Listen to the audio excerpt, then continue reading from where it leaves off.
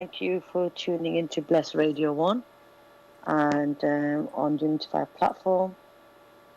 First of all, I'd like to say that today I have a guest. Well, she's not just a guest, she's actually one of the hosts for Bless Radio on another day, which will be a Thursday, I think, the show that the sister will be taking on from next week. And she's participating today about knife crime and what's happening to our youth today.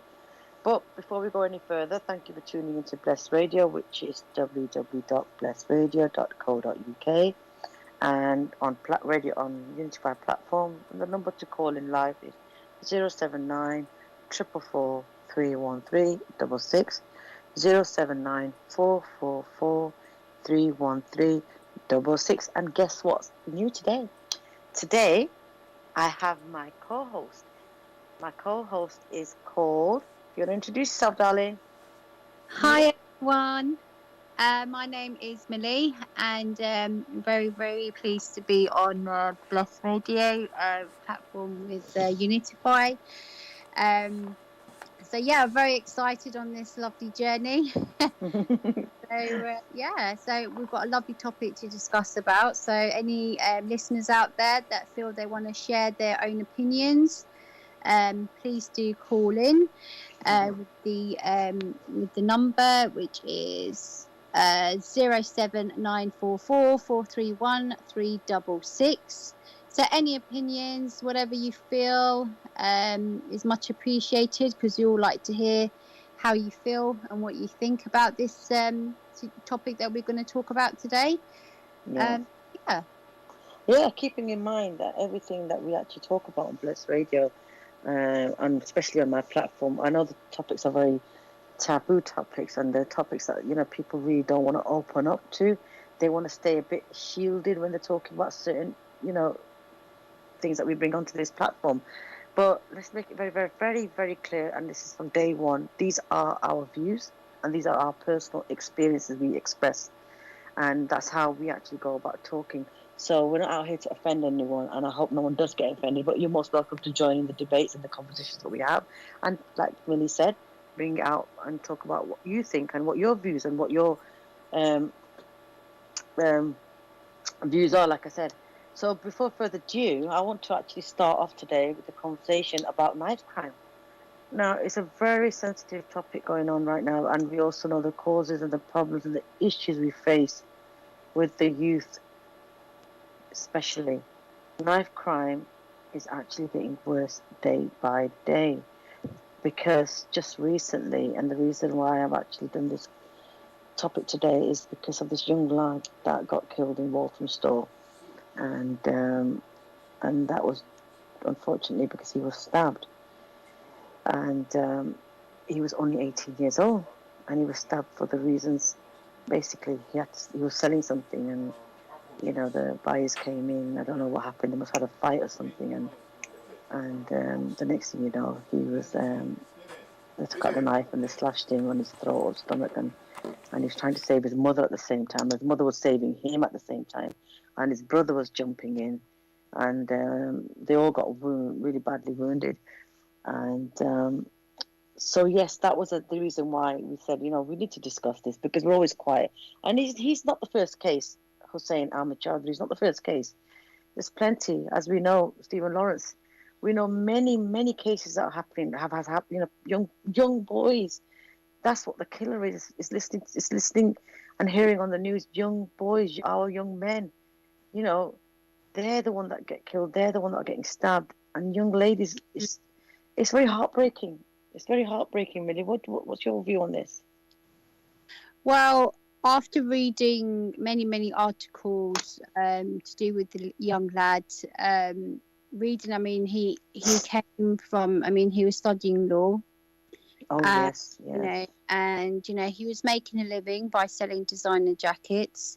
Mm-hmm. And obviously his property, his house was targeted, because obviously, the burglar, they were actually trying to burgle him for the jackets, to be honest. So it was a targeted attack that happened. Okay, that's new for me, because I just thought they've actually gone, we sell stuff on eBay, And we're, Yeah. we asked people to come and pick it up, and off you go. I thought it was something on that. I No, thought it was he was known Oh, area for selling designer jackets, and the yeah. public was targeted because those robbers knew that he was selling designer jackets, and their priority was to take the jackets, basically. They targeted his house. Obviously, as they did target his house, then the people in the property. I mean, he obviously tried to defend his mum first of all, because his mum came to the scene and and then unfortunately he was stabbed in the neck. So it's very sad. I mean, he was very young. 18, I think. Yeah, he was very young. I mean, to be honest with you, knife crime nowadays, it's becoming very common. I mean, in 2019, in the first weeks of 2019, there was basically many victims, 10 teenagers killed in the first 9 weeks of 2019. Right. Now, do you know the age range of these victims? The youngest victim was 14 years old. Oh my God. The youngest victim, 14 years old, and that victim was stabbed by an 18-year-old. No, Millie, this is this is really depressing me. Right. And the thing is that, a lot of people have their own different opinions and their own, way of seeing things. They can see it due to maybe drug-related problems, or maybe, and knife crime, even social media problems as well. Children, young teenagers or young adults get attacked for. This is something that has been addressed. It was actually addressed to his time in 2019, when the first 9 weeks of 2019, 10 teenagers were killed. She was actually classed, people were describing her to be actually delusional. Oh my God. She basically insisted there was no direct correlation between the police numbers and the incidence of knife crime. So if the MP cannot back us up and help us end this knife crime, what future do we have for our next generation children growing up? That's the worry. That is the worry. Things are things that we actually do need to think about, and we don't actually think about that at all. There was an issue raised. We were having a conversation on this. Issues are raised, and some of the issues that some of the group in my chat and the sister that was speaking on the phone, I did not agree with a lot of the things that were saying, because you know what, a lot of people are very harsh on the fact that this happened because that's the kind, people behave in certain communities and blah blah blah. And I was thinking, no, stop this conversation here right now. This division is not going to happen. At the end of the day, both mothers have lost their son. Okay, I understand. The 18-year-old was lost. That death was not supposed to happen. But also the other mother has lost her child now as well, right? I don't think she knew what her kid was going up to. I don't think they do. Most of the mothers don't know what their boys are doing. No, they don't. And I think a lot of people actually, the first thing that's quite sad is a lot of people say they target the race, and they target exactly. That's why I stopped him. Yeah.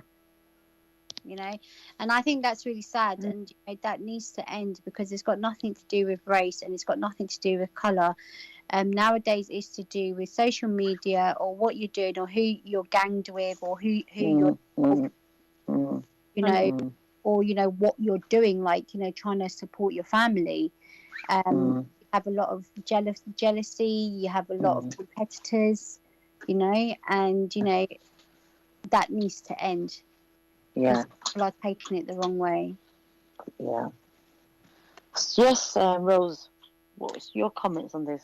Yeah, I mean, I'm just following on what Millie is explaining, and I think she kind of, hit the nail in the head, because, there's so much, I think it's so sad that we have to sit here in today's day and age, and we have to sit here and still have to deal with these things. And this incident that happened, I mean, I was shocked to the core. Me too. Because the fact that it could have been anyone. Of course. You know what I mean? It just makes you think, because you're like, it could have been anyone. And the boy, he was he was studying, like Millie just said, he was studying. A young 18-year-old, had so much future, so much to accomplish and do, and his life was cut short for what. I mean, how can you explain this? What for over a jacket? Over a jacket, and how can you even explain this to somebody? And and I just, what, I feel for the mother. I feel for the mother who saw her son, being stabbed and bleeding to death. So you see, what gets to me is that the boys were very quick at it, and they had knives on them. So what Millie's just saying, it's just sort of making me see things a bit differently, because I didn't realise that it was actually a planned one. I didn't know that. So they're carrying knives with them. Now I'm wondering if is that a norm thing to do for them, or was it just like they're just carrying it just obviously for the sake of it, for their own safety, because God knows there's a lot of things happening on the roads nowadays. Yeah. And having said that, but see, there's two ways, or were they just, so basically, let's just hypothetically they were just carrying it, okay? So did a fight break out with both of them, and then they had to use the weapon, or was it like Billy said, it was a plan? If it's planned, then that is really sad. That is very sad, because both mothers have got broken hearts right now. Yeah. Both the mothers are crying right now. It was targeted. The property was targeted. Yes. Yeah, because they knew he was the seller of the designer jackets. Yeah. That is bad. Then that is seriously sad and bad, because that is just. Yeah, I mean, you wanted the jacket, just run off with it, but don't kill anyone over it. Come on. Yeah, and you know what? It's so scary to think that they actually it wasn't just a stab. They didn't just stab him on his body or whatever. They literally went for the neck. Do you know what I mean? Like severity of what they was actually doing, and how they that it was a planned attack. I mean, you can't, pull out a knife and just turn around and stab somebody in the neck. I mean, it really shows that how capable somebody can be, being in a situation, and how you really don't know what's going to happen. Yeah. And they said that the mother had stab wounds, and the last report on her was that she was in surgery. So that's the last report on the mother. Apparently the brother had he got stabbed as well, and it just goes to show how real this is. It's this is quite, it's left me speechless, because when I heard about the news, I'm going to be honest, I was taken really back, because just don't forget, we just lost a young lady because of the Metropolitan Police, the one of the gentlemen was involved in that. They're not calling him a gentleman. The man killed the girl, right?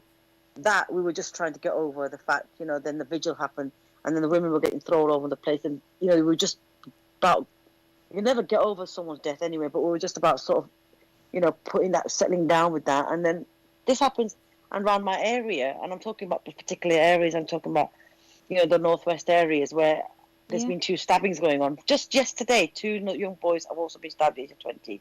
Then you've had a shooting going on further down. Oh. So, you're thinking to yourself, these are the areas that are quite, you've got good average people living here. And the crime rate is getting higher and higher, to the point where now you're actually hearing on your doorstep now. Now, the sad thing and the most worrying thing is that factors that are affecting this. Yes, some children and some families are from areas where it's very deprived and they've not got jobs, and a lot of factors are involved in this. But the real crucial point here is that the reason for us to go out and kill someone just because you want something? That's a loss of life there, of any child. It doesn't matter what colour or creed we are. Someone's child is lost. Someone's lost their child. That is just heartbreaking. I don't want to be in the mother's shoes. Just thinking and trying to be empathetic towards and just trying to be in her shoes, it actually scares me. I can't. I don't want to even think about it. Yeah. Do you know what it is? I think also as well because possession of a knife is so easy, accessible. It doesn't have to be a certain type of knife to kill someone. You can use a kitchen knife, Yeah. So it's so easily accessible for children to get. And the thing is that nowadays it's just, I don't know what it is, but I just think maybe it's kind of, they look for an argument or an excuse, and then they think, I've got a knife and I'm hard and I'm going to stab you. Watch me, I'm going to stab you. But what they don't actually realise, when they're in that momentum and their adrenaline is rushing to their brain, they're not actually thinking about what they're doing at that moment in time. So they stab them and then they feel like, they're hard. They're in part, like, kind of like in, untouchable. He's like they're an untouchable person now because they've stabbed someone.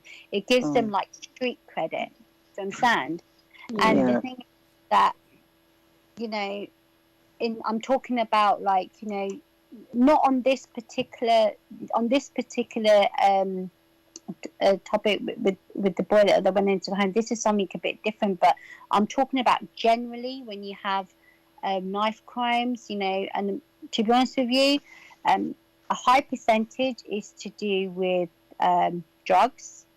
I mean, I've had a young boy stabbed literally about 300 yards from my door. The thing is that I saw that happen, and I saw that happen. And the thing is, he didn't actually get stabbed in our street because we have like an alleyway, so he come from another street, and there was like a fencing that had come off, and he'd come through our street, and he was knocking on doors because he'd been stabbed. Randomly. Oh, okay, okay. To get help. To help. Oh God. Yeah. So there was blood all over, certain, like, quite a few number of doors where he tried to knock on doors. Oh my God. What happened is that he collapsed on the corner of my road, and my neighbours went out and they tried to stop him because he was literally bleeding to death. And he was only 19. Oh, for God's sake. And the thing is that he passed away. And and the thing is that what they don't understand, the people that not only the victims, but the people that actually see it has a detrimental effect on us mentally as well. Because when you see that, you just think to yourself, what is this world coming to? Is this safe? Like, are we safe? Yeah. Mm-hmm. I mean, the one thing that you go to notice, that I have noticed as well, is the majority of knife crime is associated with assault and robbery. Yeah. And it's a crazy reality. And I think it's obviously I was looking at some facts and figures earlier, and there's been a 9% increase in knife crime since last year. And we're not even, bearing in mind, we're not even halfway through yet.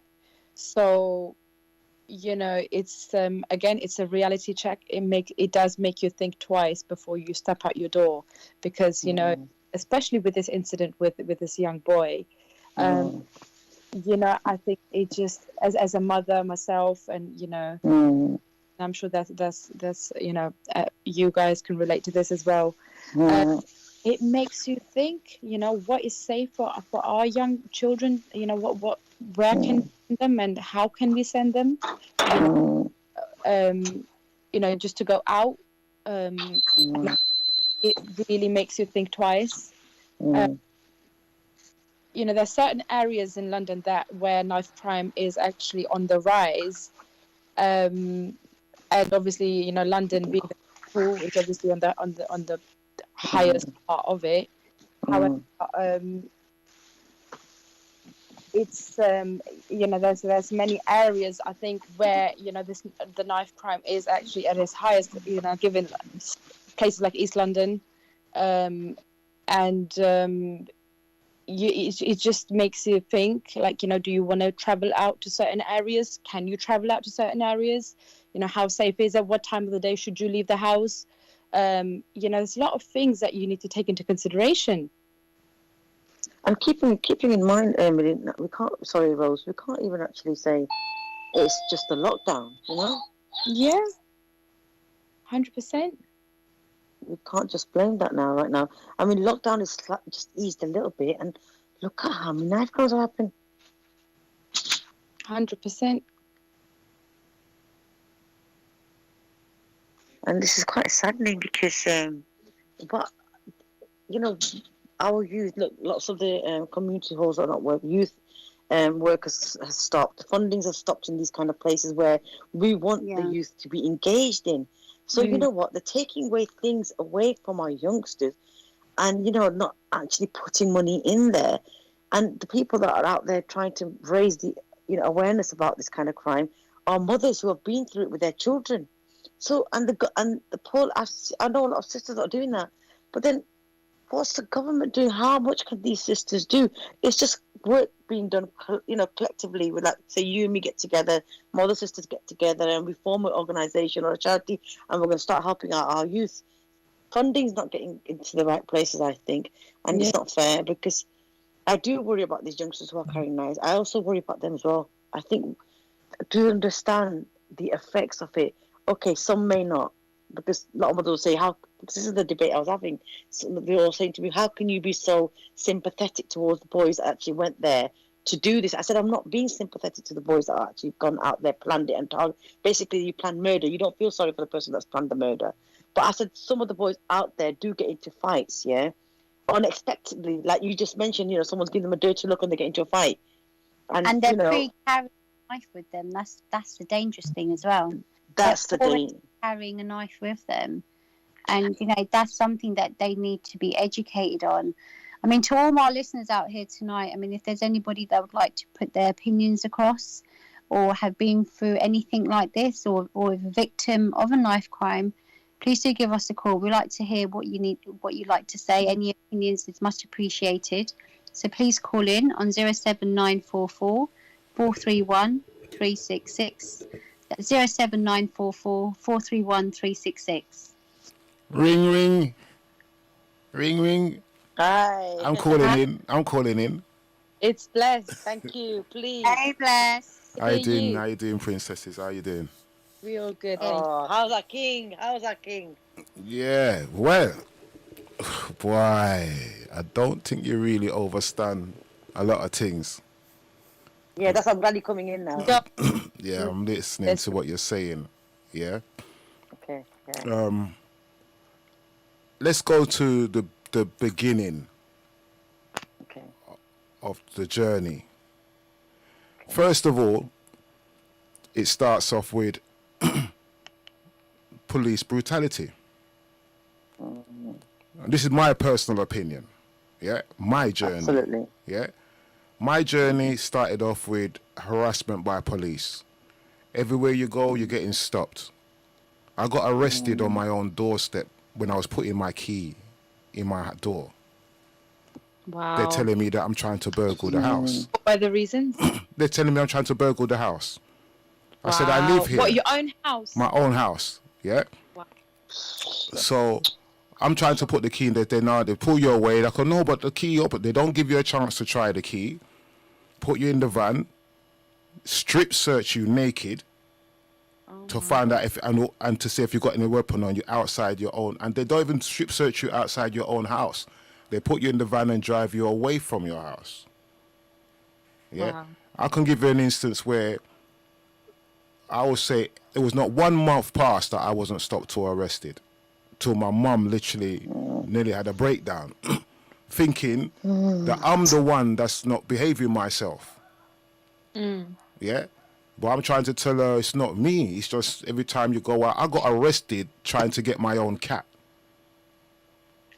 Yeah, literally got arrested, spent the night in the police cell They're going to go, I was looking over the fence. What are you looking over the fence for? I'm 2 doors away from my house because my house is near the corner. I saw my cat. I'm calling my cat. The police comes. What are you doing looking over the fence? I go, I'm calling my cat. They go, yeah. I go, I live 2 doors away. They didn't want to believe you. Boom, they get arrested. So when these things happen, you automatically grow up with a form of like, you know what? This is the way the system is. It's a system that is designed to target the youth then from an early age, to make them be rebellious and make them have this anger and this thing what I had. And I ended up really, turning into, from somebody who was a quiet person, turning into someone that was very unruly. But then did that make you feel like, did that make you go around hating people and hurting people, though, bless? Right, but this is a different generation. Now I tell you where it changed. Yeah, where it changed from where I sit, because I've been brought up in the ends, them Rodman, everything. Grow up like that, move with them, everything. My family history goes back into a whole heap of different things. For my father used to go out there. And every time my father goes out on the weekend, I see him sharpening this big knife. And he's going out with his friends, and we see it like it's normal. But what he's showing us is that there's teddy boys out there that are out there to take black people's lives, and they have to defend themselves if they're in trouble. I've seen this growing up from my parents. Yeah. I see my mum going to bingo. I go, where you going, mum? Bingo. And she wants her knife. And she's sharpening her knife and putting it in her handbag. I see this growing up. Mum and dad going out there with their knives. Wow. To protect themselves from the danger that's out there. Me growing up, I'm saying, well, I gotta have my knife too. You understand? Because I also experienced the dangers out there, which is the racism, and you could be walking down the road and a car will pull up with a bunch of white guys and they'll run after you. You understand? That's how we grew up. But after a while, we grew up and we stood firm and we dealt with that. Our dad's generation, which is the Windrush generation, they dealt with the teddy boys and the racism. Our generation, we dealt with the skinheads. Yeah, I know about them. And the punk rocker them. Yeah? Now, so what do you think the kids are dealing with now? Still the system. And it's all right. First of all, from where I see it, I see it first starting. This is just my opinion, yeah? I see it first starting when the PlayStation games came out and the killing games came out. That's when I see things change, because we had all these little games and everything. Would we ever play the games? And then all of a sudden, a lot of games came out where there's a lot of blood and a lot of this and a lot of that. Yeah, I've noticed that right? all the time, constantly fighting. Yeah. Right, this is in the late 90s, in the 90s. And I'm saying to in the 90s. So I'm saying to the mothers, them, like, why are you making your children buy games with killing in it? Oh, it's not real blood. I go, what do you mean? So they go, oh, it's just a game. I said, it's just a game. I said, you are programming your children how to kill. 100%. Without you realizing it. I don't know if you've heard about the James Bolger case. Yeah. No. Very, very famous case. Yeah, the 2 boys, yeah. And in the end, it turned out that the boys were playing, violent video games, and that's where the whole. It started off from there. Yeah, it started off from there. This is how.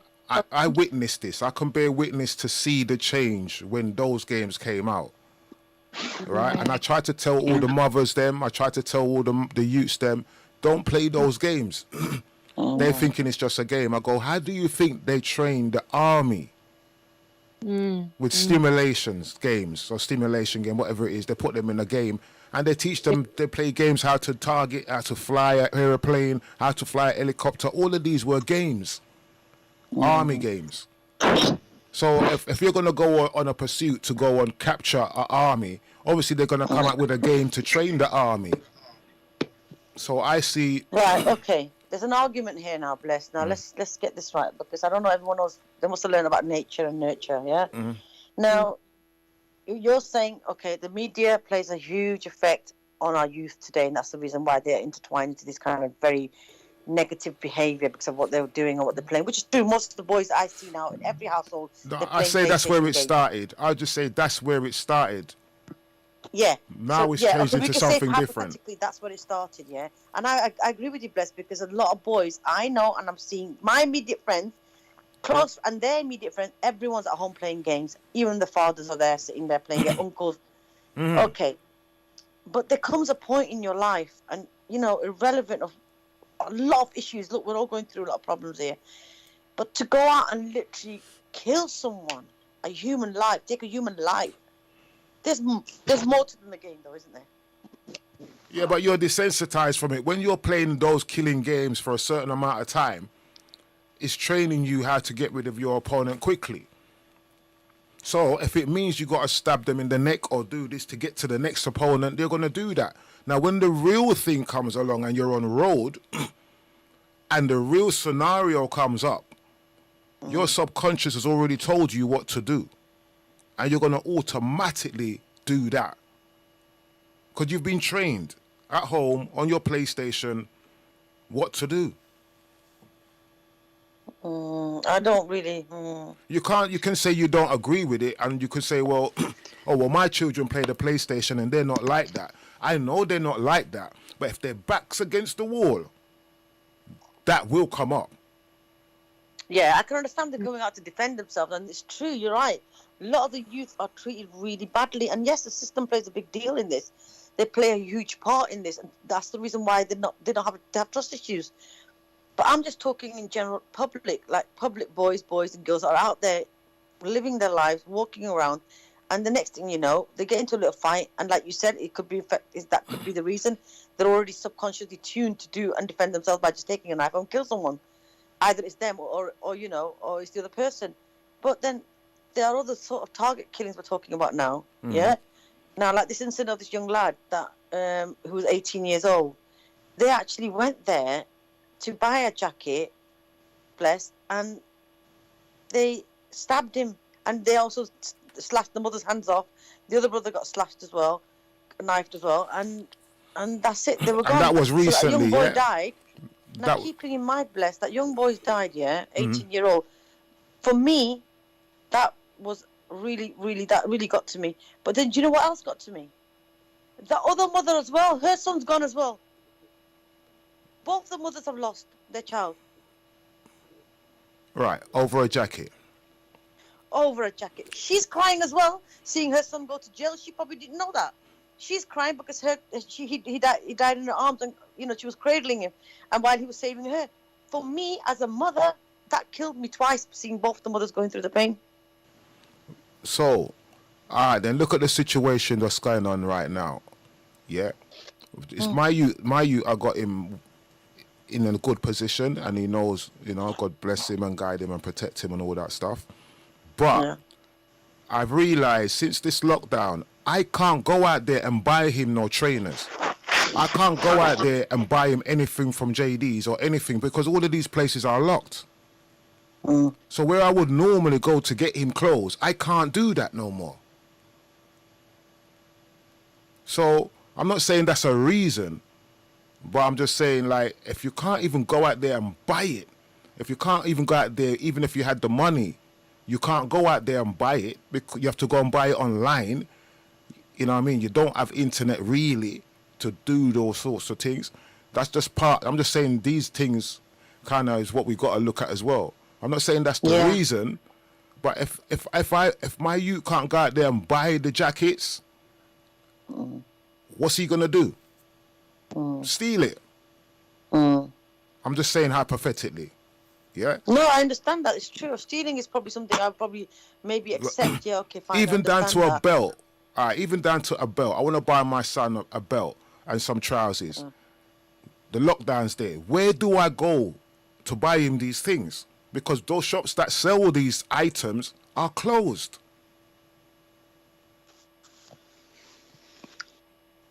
Yeah, but bless, come on. I mean, you have online shopping these days. Yeah, but you know, the youth them, we see when you go online, you got to give your details. Some man them ain't got time for that. Some man them is just used to going to the shop and buying their things. But you know what, bless? My answer to Yes, that these is, were my answer to that is, whether it's a jacket or knife, doesn't matter what it is. If there's something that you are so addicted, it's all material, right? Materialistic things, right? Still, I'm not going to agree with any of you here. I'm going to stick to my point. I don't care what the scenario is and what the factors are. Our youth need to understand that materialistic things are not the thing for you to keep wanting and craving for just because you're seeing it on TV. It's like talking to those girls. Remember we talked to those girls, bless, and we're talking to them saying, "Oh, but I want to do my lips. I want to do my hair." Look, there comes a point in your life when you're not going to be doing that all the time. Is it really needed? It's not needed. It's not needed, but who's the one that's going out there buying a 3-year-old £50 night trainers? Who's the one that's going out there buying a youth an £80 tracksuit and the youth's only 3-4 years old? And you continue doing that throughout the youth's life, that the youth now has an expectation. Yeah? We growing up never had this. Yeah. So we appreciate the little things. But if you're not used to that, you're going to have to keep that standard, especially in the school system nowadays as well. It's all about, most of it is standard. They got to get there. So, bless, essentially what you're saying is everything, but essentially the root, everything starts at home. Yeah. So, yeah. You know. It starts at home. When the youth goes out on the street, then there's other influences by other youths them which kind of like can make them go a different direction. Yeah. Go on. Can I just? It's not always starts at home because the thing is you have now these youths, they have a pressure from the other youths that they hang around with. Yeah, that's what I was just saying. When they get out on street, it's a different thing. That's when they go to a different direction. They have a lot of pressure that, you know, they know that they can't afford it, but they'll do anything to get it, to get like that clout on the street. Do you understand? So they will do that, and they will do that to protect themselves, because what it is nowadays, they have a lot of pressure to stay within a gang or to stay within a group. Yeah, you have to. That's loyalty. To do that, you know. And the thing is that regardless of lockdown, whatever it is, now the thing is, they weren't normal jackets. You see, they were designer brand jackets, like proper designer brand. So jackets. where was this guy selling these jackets? From home. He was doing it from home. All right, so he's selling name brand jackets from his house. Yeah. The boy was a law student. To fund his studies, he was selling designer jackets to help him and his family financially. Right. So the word got out saying that he's selling jackets. So these are the other guys, the other youths that they found out. They found out his address, where he's living, and what happened. They didn't actually go. What they done is that they pretended to buy a jacket. Right? They were pretending to buy a jacket, and that's what happened. Right. So they went to his house to buy the jacket. Yeah. Right. Don't you think that's the wrong move? Of course it is. Knowing what the streets are like. Yeah, you can't have people coming to your house when your house has got about $8,000 worth of jackets in your house, and you're making people come to your house to buy stuff. People that you don't know is coming to your house. Complete strangers is coming to your house. Nah, you must expect something at some point. Unless you believe you can own your own. So yeah, sell my things from my house, because I can defend that. No man ain't taking my things. You understand? You can have that attitude there, which you're right to have it. But this is why they got shops, so that people do not know where you live. And when you do your business, you're doing it in public. Maybe that boy has never, he never thought that would happen. Well, that's common sense to me. Considering how the road is now, that's Maybe common sense. because That you you have don't sell name brand jackets from your house straight. You don't do that. I know, but to you, maybe because you have a lot more experience in your life, but he was a young lad. No, experience, yes, but the risk of making strangers. I mean, you're talking about strangers coming to your mother's house where you live, people you don't know, and guarantee that half of them man that come check you, they carry knives. Because man, the jackets you're buying and selling are designer jackets, and the market, what you're targeting, is a younger market, and you're guaranteed that half of that market that you're supplying goods to, half of that market may be carrying a knife. This is just common sense. Yeah.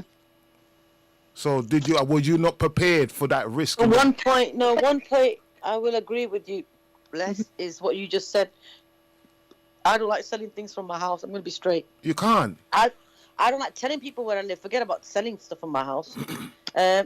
First of all, that is one point to be taken into consideration what you said. Keeping in mind it's lockdown. Yeah. People are selling things from home. This is a fact right now. Yeah.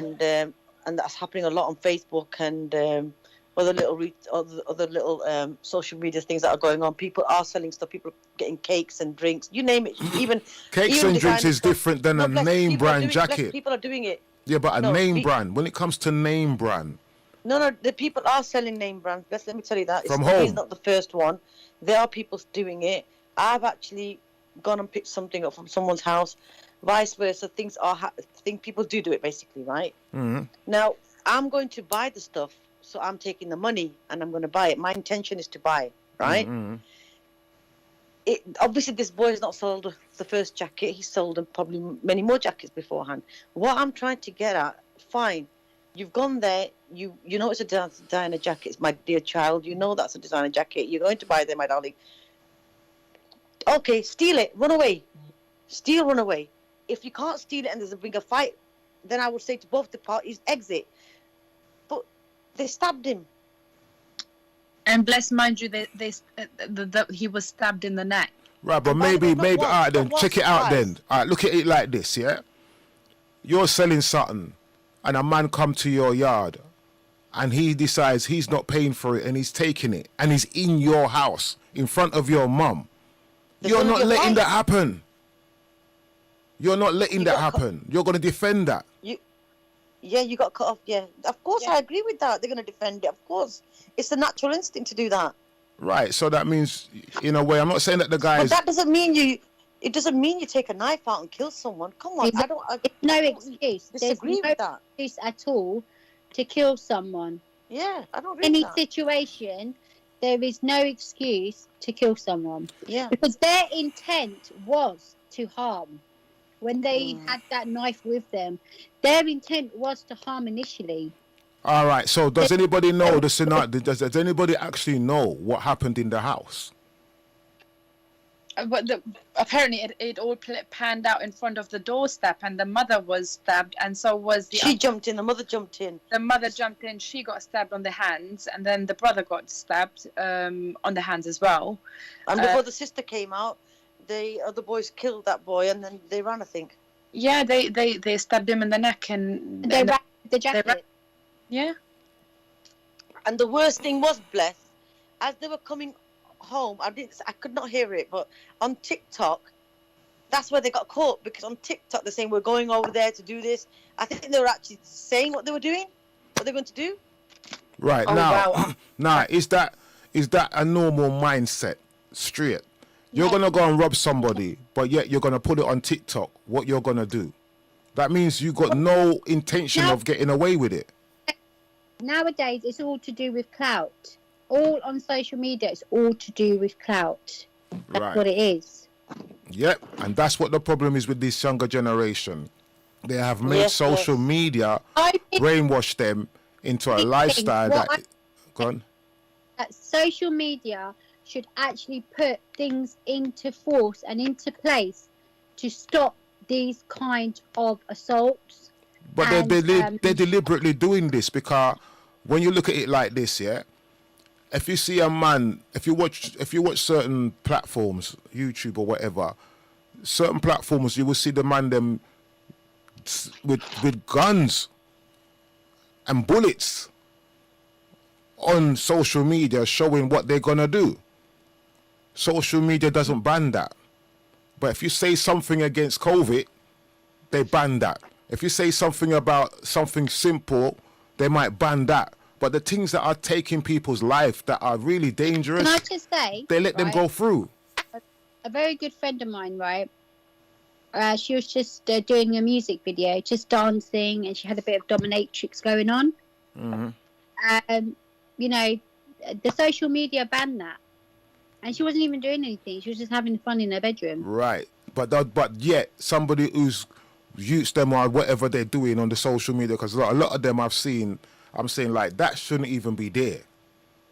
But yet they allow the door wide open. If you want any wickedness you want to do, we'll let you go through with that. But if you speak out against the government that allows that, we'll shut you down. Yeah, exactly. So true. That is absolutely true, Bless. Absolutely true. So that means the whole thing is a setup. Yeah. Yeah, because that's what it is. But so the youth them need to be aware. But then again, they're a generation that's been brought up into this technology age and this phone thing, and they got this thing about, boy, I got 3 million views, and yeah, man, I want this to go viral. It's like that's the new crack. To go viral is the new crack. You understand? It's not, you know, when once you go viral, yeah, man, you made it. My thing went viral. Everybody's on, you know, this Instagram, this, that, and they want people to hit them up, and they want people. Listen, I hear you when you're trying to build your social media platform. If you're doing something positive, you know what I mean. But there's some of them that ain't positive, and there's a lot of things what I've seen on social media that I personally say that should not be there, because that's gonna, if my son sees that, it's gonna influence him to be like that. But they allow it. They allow all the wickedness to promote the wickedness. But when you're talking the truth, they shut you down. So you can see what the problem is. The youths them have got caught up in this thing. Thank you for tuning into Bless Radio on Unityify platform. Today we're talking about knife crime and our youth of today. The number to call in is 079 444 31366. 079 444 31366. If you'd like to call in and participate or have a little conversation with our guest Rosie on today and my co-host Millie. Yes, knife crime is actually becoming very hard to handle, really, because the deaths that actually go on that are caused are mainly youth and youngsters, and the way I see some mothers cry, it just breaks my heart. Okay. Bless. Well, you got another part where when a youth goes to school, I can put it this way. I can only speak from my own opinion. So when I'm saying these things, people, I'm not gunning the man them down and this and that, rare. I'm just talking from my experience. All these things I'm saying is what I see along my journey. Yeah, that's for the man them who's listening. Yeah. Now, when I was going to school, I used to go to school with a knife every day. It was just. Repeat that again. You got cut off. When I was going to school, I was going to school with a knife every day. You know what I mean? Because that was my thing. You know what I mean? Them time there you had ratchets, you had flick knives, you had all these fashionable knives, and I used to go to school with a knife every day, and it was just standard. It was just standard. You never pull it out or harm nobody unless somebody pulls a knife on you. Then you deal with it. But if not, then you don't. You understand? It was a little bit of discipline there. You didn't bring a knife out there to harm anybody. You understand what I'm saying? It's just in case you was attacked. That's the difference. Now, the younger youths them nowadays, they know that anything can happen to them at any time. So some of them just bring a knife with them just to protect themselves. They don't bring a knife with them to harm anybody. They bring a knife because they heard that their friend got stabbed or this happened to so-and-so and it's in their school. So they get frightened and want to protect themselves. So some of them will walk with a knife to protect themselves. You see what I'm saying? But then some of them walk with a knife There's to do something damage. we're lacking here, Bless. We're lacking our society. We think as a generation, the Windrush, our generation, we're talking about for our youth here. I feel like as a parent now, not just for my kids, I'm talking about all the kids, all the children here. What have we done wrong? What have we done wrong? You let Babylon educate your children. That's what you done wrong. You made Babylon, social media, television, computer games. You made that bring up your children. And I'm going to give you an example. When people want their children to be quiet, what do? They just leave them in front of the television. I'll just sit there and watch the TV. Considering that's the most killing. Yeah, most of them do, yeah. The most killing and violence is in the cartoons. If you sit down and watch cartoons, cartoons are one of the most violent things. There's always fighting in the cartoons. Always somebody fighting against someone. Majority, 80% of the time, there is some beef thing. Just in the cartoons alone. Then you turn around and say, oh, just go to your room, you give them their PlayStation, or go up there and play your games, or you just get them out of the way to be quiet, not realizing you are not supervising them. You're now, the babysitter now is the computer or the phone, and they now are educating your child instead of you. How do you expect them to grow up? How do you expect them to turn out? But if it was... Les just made. If it was back home, where we never had all of these things, you tell them to go outside and play. Exactly. I think now because social media and all of everything is all on the internet nowadays, and it's very easily accessible. Look, they even put violence into for younger ages. Right, I'm talking 6-7-year-olds. Even their games, such as Roblox, Discord, Minecraft. They're all starting of violence. And the thing is that I think what the government should actually do, they need to start investing in youth services, social care, and I think there should be like an extracurricular activities in school to educate them. They're not going to do that. They don't want to do that. They're not going to do that. No, they're not going to do that.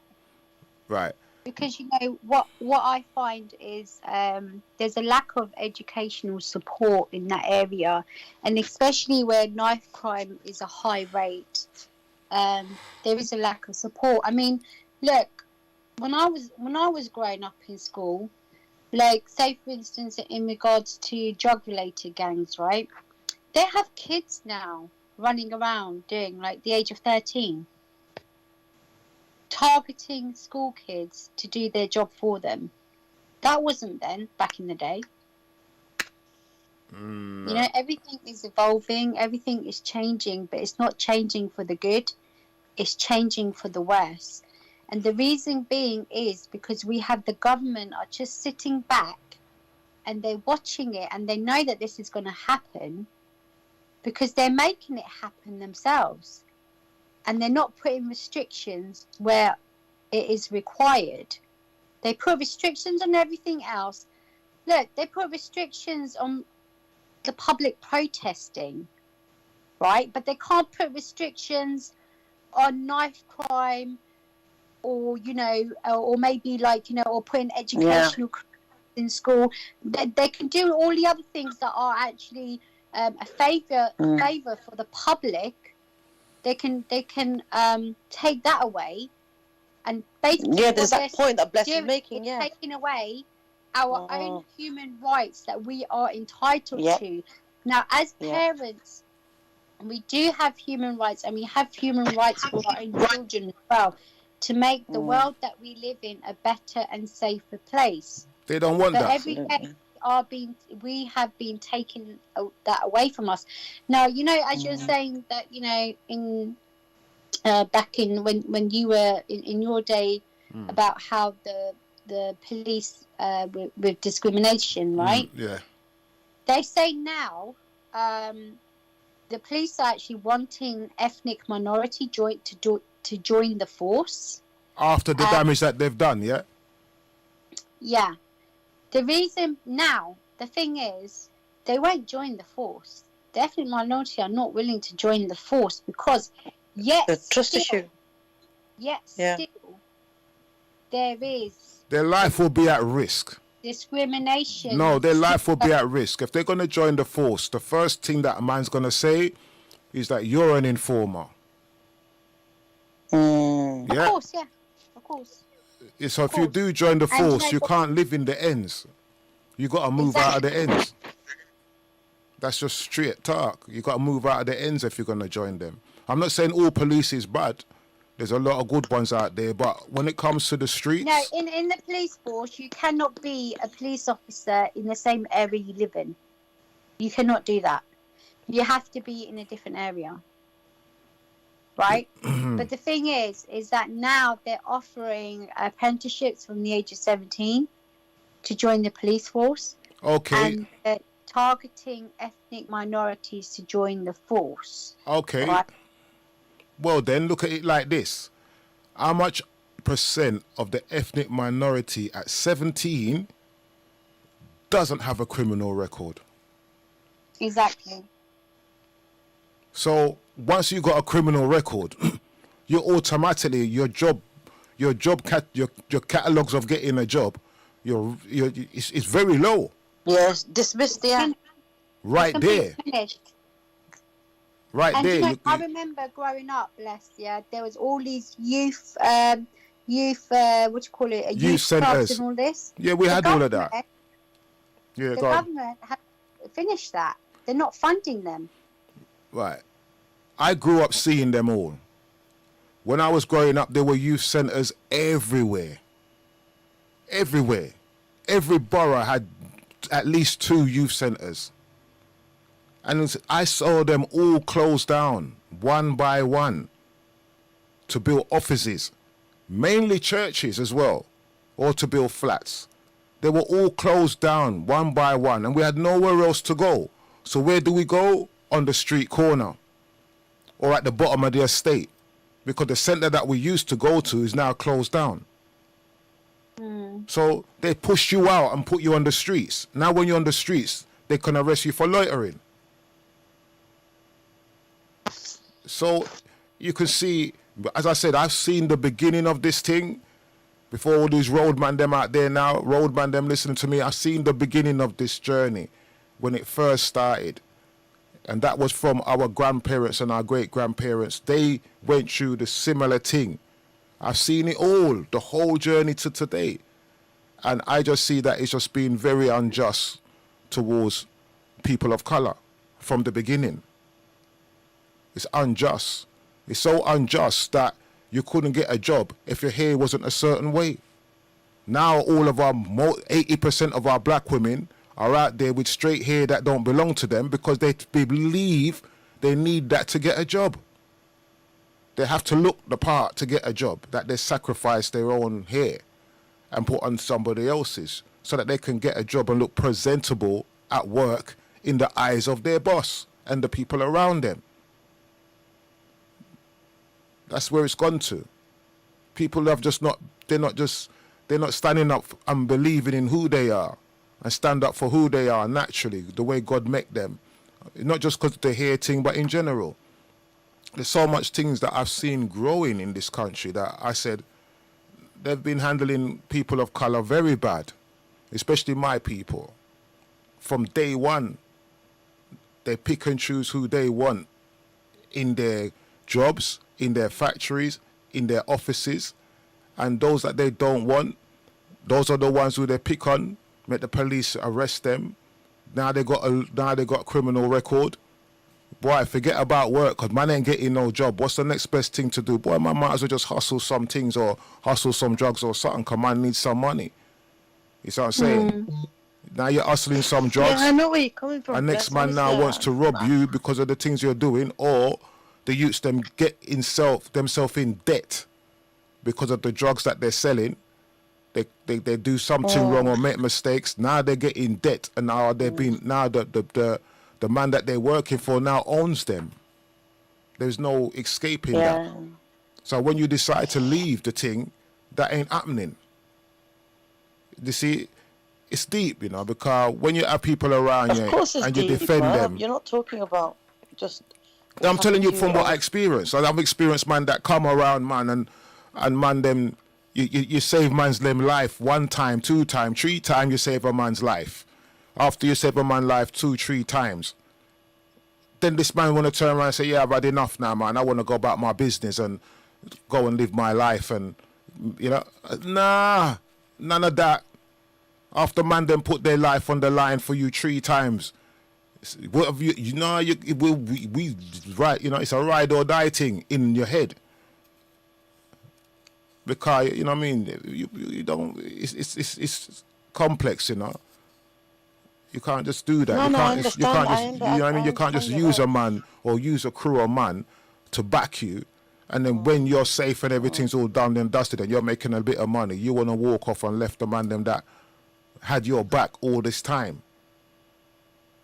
It don't work. And I've been through those things. I've been through where I've been arrested for trying to save another man.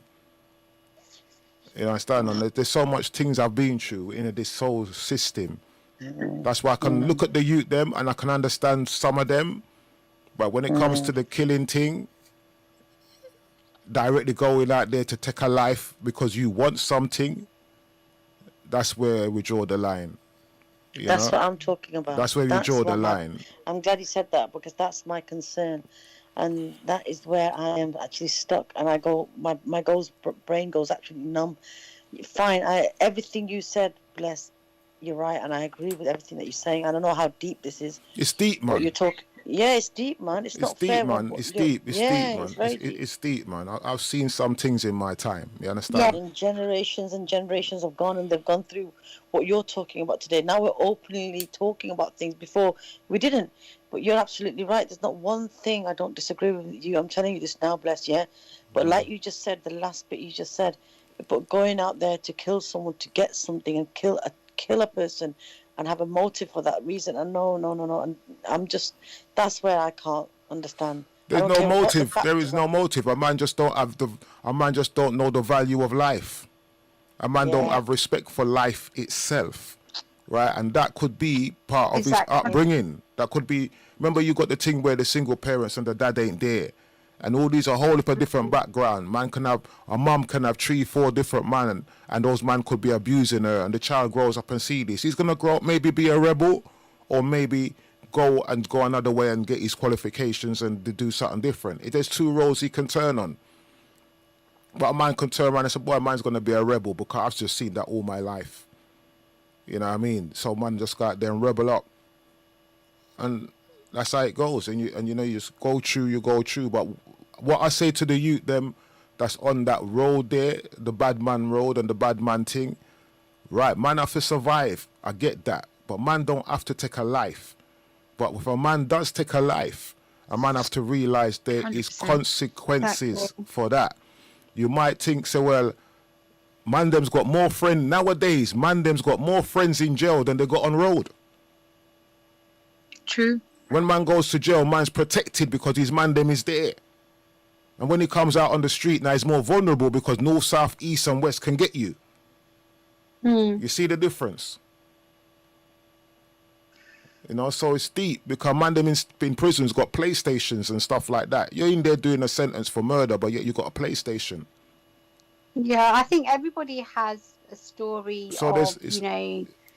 it's a whole heap of things involved. How they grew up and what was surrounding them at the time, and and what made them into what they're doing. And it's very sad because I could really I really think they need to be educated.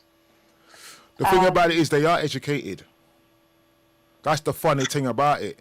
A lot of these youths them out there are very educated. Don't underestimate them. They are very educated. But nobody wants to employ them because of their criminal record. Exactly, yeah. So all that education that they know, they can't do nothing with it. So man have to do some grinding. It's like that. You know? It's like that, for real. So I understand that, Bless, and I said to you, they can go out there and they have to hustle and they have to make food, they have to get, they have to provide for themselves because, like you said, the system has actually disowned them in a way, and it's not allowing them to progress in many fields like most probably other communities are progressing. The system has created them. Yeah, that's what the system has done. Still, the bottom line I'm trying to get here, and I know you agree with me. Yeah. You don't take a life. I don't care what the situation is, unless you're defending yourself. Now, if you're literally going out just stabbing people for the sake of it, and how and coming back home and with your groups and boys and sitting down there and laughing about it and saying, yeah, I did this, and being, yeah, I did this, and you know what, I stabbed that guy. No. You can't blame the parents. You can't blame. I bet you, and I'm hoping this is true, that mother doesn't even know half the things those boys are getting up to. That's another thing again, right? Yeah. When we're off air, I'm going to tell you some bits and bobs as well, Unity, because there's a lot of things that you don't understand. Yeah. Yeah, it's true. There's a lot of things I won't say on here. Yeah. But there's a lot of things that you don't if any really of our understand about like the to road, give their opinion or like to call in or just give us a call, we're more than happy to listen.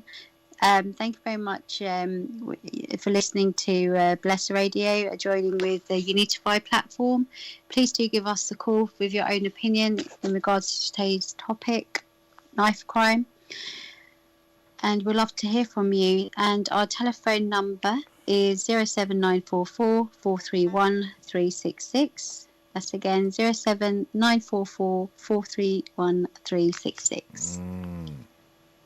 So, Bless and Millie and Rose. Rose very quiet today. Hi, Rose. So I forgot to. How can we go about? Hi, people. I'm listening. You know what? Do you know what? The things that Bless shared with us tonight. It's very. It for me. I've kind of.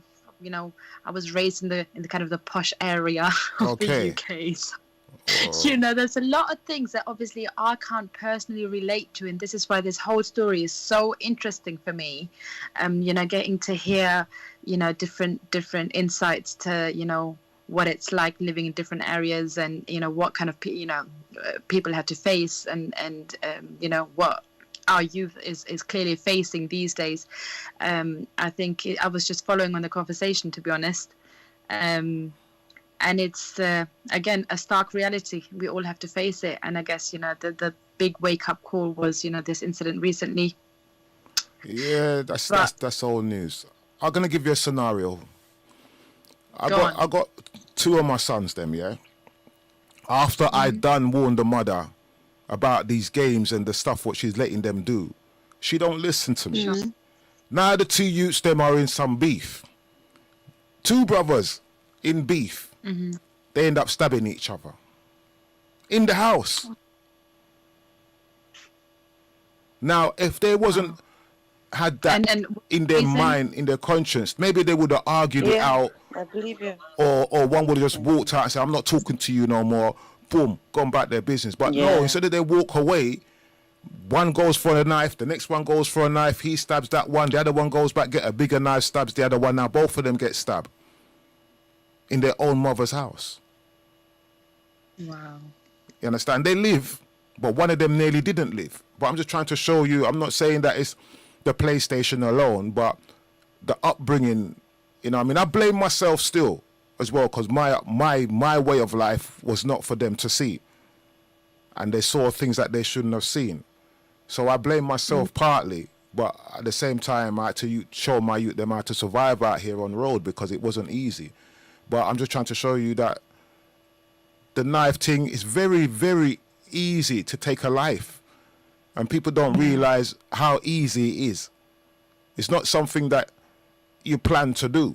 It's just a reaction. In some cases, some people plan it, and with some people, it's just a reaction. Boy, you pull a knife on me. 100%. What? I mean, blood. I think, external factors have a big role to play. When it comes to young people, and like I said earlier, does it start from home? Is that where it really starts from? Because it's just a question I put out there, because you know, it really makes you think. As a parent myself, you know, I would want to know what signs there are to look out for, or do you know what I mean? Like, what education? How can we educate people? You have to talk to your youth. You might not even see no signs. Yeah, I'm telling you straight. I was going to school. I'm going to school every day. I started to bunk off from school, play truant, at the age of 7. That's when I stopped going to school. My parents didn't know, but I'm just trying to show you that the parents won't know. Yeah. Because your youth's going to school with his uniform, leaving the house, come back home with his books, gone upstairs with his books, and you don't even know that my man ain't even going to school. So what it is the relationship what you got to have with your son or your daughter is a relationship of trust, and it has to be opened. Your child has to be safe to know that he can tell you, Mum, I'm walking to school with a knife because I feel threatened. You got to have that kind of relationship. So you've got to be a mother, a father, and also a brethren. You have to be their best friend, not just their parent, but you got to be their best friend. That means any little thing they can tell you. Yeah, and I show my youth them that. I said, boy, listen, if you're going to go out there and deal with a gal, you know, you can tell me, you know. And I run couple joke with them and have a laugh and say, yeah, but on a big thing, man. Just tell me what I go on, you know, and I'll bring you to the chemist and buy your condom and this and that. That time they still go to school. But I'm showing, because I know what their mums put in their room. So, for example, their mum has allowed them to have, when cable TV first came out, that time the youths them are about 12, 13. And I said to her, do not give it to them in their room. If they want to watch it, let them watch it in the front room so we can monitor them. She says, no, she wants her privacy. I want my privacy. I said, okay, cool. Now you've given the children free this thing where they can watch all the channels. But while you're going to bed, there's a lot of blue movies on there. There's a lot of killing and a lot of violence. You think they're going to just say, oh, I'm not watching that? They're going to watch it. Yeah, that is one thing I did, Bless, and I'm going to agree with everything that you said there. I made sure that my kids played in front of me, and I'm going to be honest here, people may not believe me, but I did not allow TV in their room. Good. And now they have phones, and I'm telling you, seriously, when they have their phones with them, I'm constantly on their back saying, why are you on the phone for? What are you doing? How can it be so important for you right now when we're all sitting in the same room? We can't, we need to chit and chat. I have been like this from day one. No TV, nothing extra in the room. And I kept an eye. And I said, no passwords on there, please. Yeah. Until, obviously, now as adults, now they're saying, no, we want our password. I said, no. Anything happens, my phone's not working, and I need a phone. I need to take your phone, darling. And TV, they play PlayStation in front of me. I sit here. I know. My friends go in your room, do your own little thing. Have your little privacy. Go out. I said my privacy are my kids. 100%. Yeah. They're my lifeline. I need to make sure that they're not watching. And there are certain, and you're right, Bless, certain things come on when you will not believe when they're playing PlayStation. The nudity that comes on there. I said to my son, I go, excuse, and he looked at my face and went, and he felt so embarrassed. I said, hello, this needs to stop. And he'll go, oh, it's an advertisement. Well, I said, have you had Roblox? So, yeah, you have really young children on there. Yeah. I think there was news out a couple of months ago where they were saying they're going to ban the whole game because of the game on there. And like you said, I mean, I've got a friend whose whole life evolves around that game, Roblox. And the thing is, now what's really important to understand is that you're not just playing a game, especially when it comes to Roblox, you're interacting with real life people online. That's for everything, like Grand Theft Auto, army games, all of them. You're all the same, military games. You know, you're interacting with people. You don't know who you're interacting with. These are complete strangers. And, you know, it's crazy to think that, you know, we live in an era where there's that, you know, let's be honest here. There are going to be certain things that are going to be out of our control. We won't be able to have control over. But I think personally, educating our child. No, not just educating, not just educating, Rose. What Bless has said is quite deep, and if we can just understand what he's saying, because I agree with him, maybe you may not agree with him, You see, this is where I don't care what we say. A mother plays a big part in that child's life. 100%. That woman wants to. That child clings onto the mother more than he clings onto his father. Let's be honest here, right? He's always running to his mother for, comforting, loving, and cries. Very rarely with the fathers they go clinging on because she's there most of the time, right? Okay. Now, having said that, what he's saying is the deep of the conversation. He's saying, look, she's there nurturing that child, right? She's there protecting that child. She should be observed. And I don't care what people say, they're going to hate me for this, but this is my personal opinion, my views. I think a mother plays a huge part. If his partner was saying, no, I want my privacy, but you don't care what your kids are doing. Okay, I want to do this, but I don't care. I used to hang out with some sisters, right? I was shocked to death when I used to see what they used to do. They would go out and have any caretaker or anyone coming out their house looking after their kids. And I used to have a go at my girlfriends. I go, look, you don't know who they are. They're just your neighbours. Anything could happen. Is it very important for you to go out clubbing and chilling out so much that you're neglecting your children? Today, those kids have no respect for her. Yeah. Well, just come round. You've got to give time and love beyond unconditional. You know when we say the word unconditional, it means it has to be beyond love that you can even think of, and that's what mothers tend to do for your child, because you have to give most of your years to them, to nurture them and care for them in such a way that you can say, I did my best, now I'm just letting it go, and now hopefully they've learned the right and the wrong. And unfortunately, in Bless's case, he was a good guy, and very rare we find men like I wasn't him. the good guy. I was not the good guy. No. I'm not saying you're a good guy like you're an angel. I'm saying you still advised her. Yeah, I've never got that support, and I think most of the sisters over here will say the same. No, our men did not support us like that or guide us. We had to think for ourselves. We had kids when we were kids ourselves, so we had to learn a lot of things. If I had a man supporting us and telling us things like you did, 100%, I'll tell you that. From the Asian girls, they would have said thank you very much, and they would have stood by you. Yeah. Anybody got anything to say on that? Anybody got anything to say on that before I say something? Did you just say if a man had told you to do that, you would have then listened and you would have? No, I would obviously I would listen because it's to do with my child, but I've never had the support of a man to say and guide me how to bring up my kids. You see, it was always been the opposite. Okay, where my partner did everything he can to ruin my children. Okay, now there are a lot of people out there that either they don't have a father or they don't have a mother, right? Or they're single parents completely, where the father doesn't give a damn. Oh, he's just not there. And there are couples out there who are both partners together, and he still doesn't give a damn. Yeah, I can understand where you're coming from, because in what I believe, the father brings the discipline within the home. Sometimes. And the mother brings the love and comfort within the home. Yeah? Most of the time. But the thing is that majority, well, I'm going to say probably a certain small percentage that doesn't happen, right? Now, what's happened now is the youths now are growing into the age, because look, the law has we can't even say anything to our own kids anymore. We can't.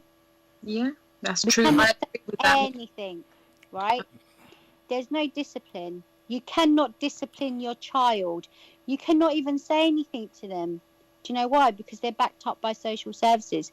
So if you say to them, you're not allowed to go out, social services are going to say, no, you can't do that. Because, you're forcing your child to stay within the house. Yeah, I know what you're saying about that. Yeah, but the thing is that, can I just, look, I know someone. Also, I'm going to be honest with you, from my own experience as well, having a teenage daughter, 16 years old, I was going through a really, really, she was growing up, and, her hormones were everywhere, and she was just all over the place, right? So I had social services. They were involved because I asked them to get involved. I actually asked them because I was losing my shit. because I was like, you know what, I cannot control this girl. She is getting out of my hands, and I just cannot control her. And you know, she's been without a father, and you know, she hasn't had that discipline side, and I've had to act on both parts. Yeah. So the thing is that the law has changed, because we cannot we can't discipline the children how we were disciplined as children. I'm not talking physically. I'm talking about, you know, putting boundaries because you want your child to be safe. Now, with social services, if you try to put boundaries with your child, they question that. And they question that to an extent where you're actually in the wrong. The parent is actually in the wrong. So what they'll do is that they'll give more rights to the child than the actual parent. Yeah, that's what's happening here. Yeah. You know, and now with their use, like, you know, now she's so much better now. She's a lot calmer, and she's just, you know, she just thought she was a bit rude. She's not rude at all.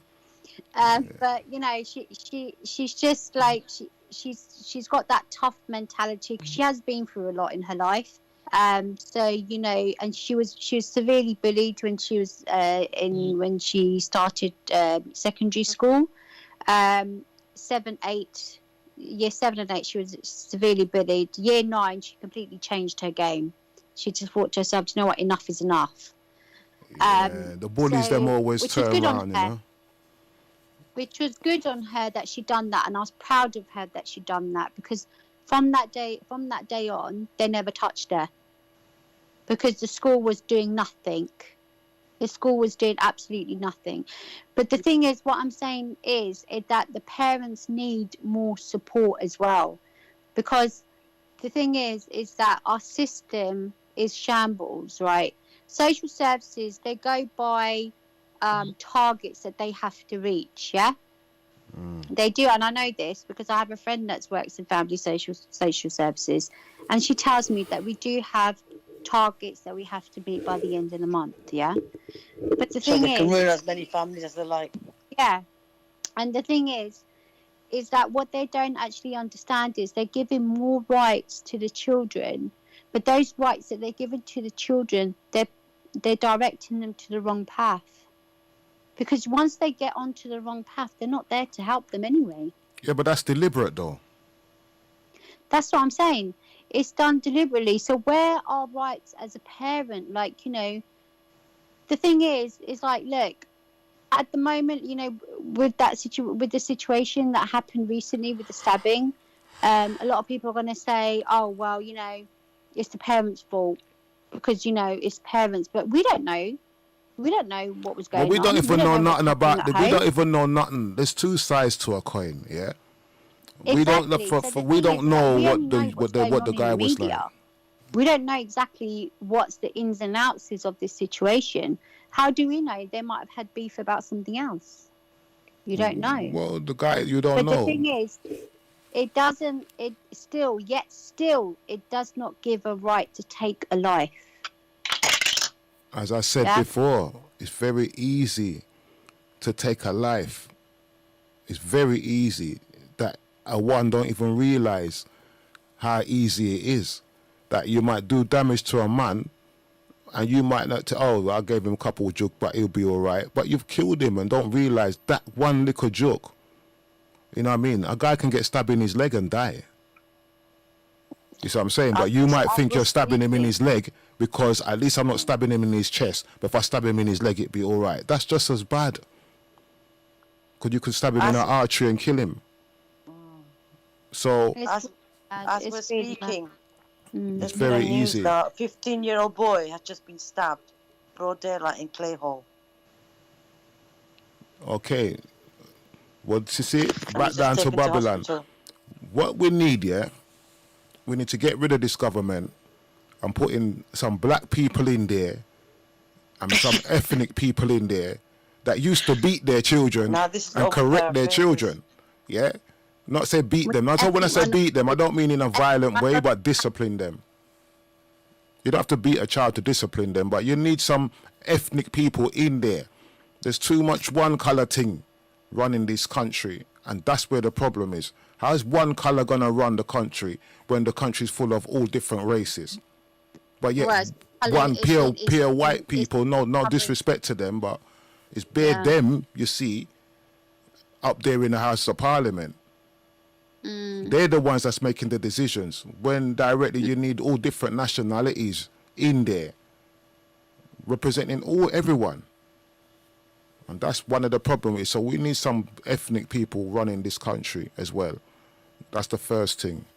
Another thing what I'd like to put to you is that the phones, them people, when we was growing up, they're gonna say, "Oh, that was back then." It was back then, but it still helps. We in the front room, we used to talk, we used to play cards, we used to communicate.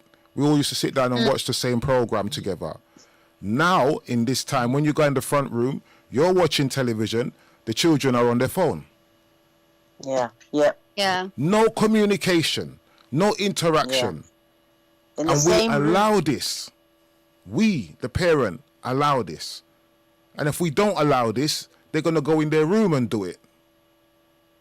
So the phone is an addiction, right? So for example, have you ever wondered why a guy goes in an arcade and spends so much money on a fruit machine gambling?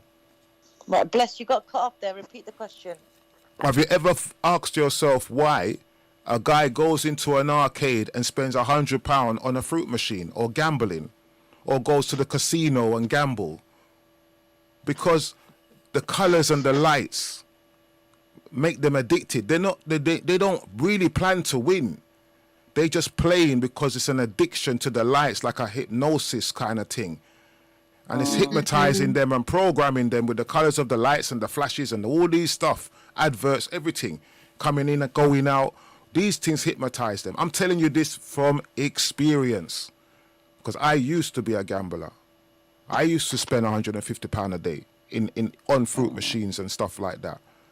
And I realized I couldn't understand why couldn't I get out of it. And then when I got out of it and I thought about it, I'm saying it's not the money. It's not the money, it's the machine. I'm paying to see that machine go round and round and round. And what you do with the phone, you scroll. You do the same thing. So when you scroll, it's doing the same thing that a fruit machine is doing, which is basically, in a nutshell, is hypnotizing you and programming you. Now you're addicted to the phone. Your child's addicted to the phone. Can't get, because the phone is now a fruit machine with technology in it. So now that's where the addiction comes from with a phone. It's not the phone. It's just to spin that thing and the colors and the lights and the excitement and the adrenaline, and when you find what you want, and it's just like winning. Right? It's all a lie. Just get your information. One more thing. When my dad passed away, all the family came around. Everybody's sitting there in the front room, and all the children, I say from the age of 25 downwards, grandchildren, everybody, all of them was on their phone. Every single one of them in the front room after their granddad died. That's very normal these days. Right? They're all on the phone, and they're even sending messages to each other in the same room. Yeah. Yeah, that's true. Yeah, I've seen that a lot, yeah. Right? What kind of what, you can't open your mouth and just talk across the room? But bless, you see, I'm gonna give you a scenario here. I'm sitting downstairs, yeah, and my daughter texts me from upstairs. She kept texting me, "Mum this, Mum that," and about 10 or 11 texts came, yeah. She's thinking, why is she not, replying back to me? I just ignored it, totally ignored it. Then she comes down, she goes, "Did you not see my text?" I said, "No." She goes, "Oh, have a look." I said, "I don't want to." I said, "You're here now you explain to me what you want." But and she looked at my face thinking, "Oh, for God's sake, Mom." I said, No. You don't ever do that to me.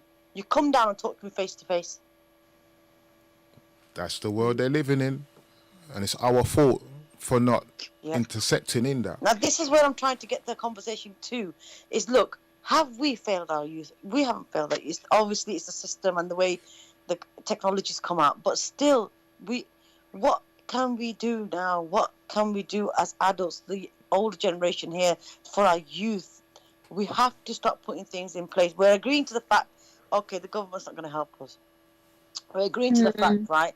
There's some peer pressure out there. Okay, fine. Every peer pressure out there has a mother and father, or a single parent, or a carer that's at home waiting for them, or they're part of the youth system. They're involved in something. They're going home somewhere. So what can we do now? We need to think about resolving the situation, because killing someone just to get a piece of, I don't know, material, that's material for me. But at the end of the day, you're losing a child, and someone's child passed away. One child got jailed. That is really heartbreaking.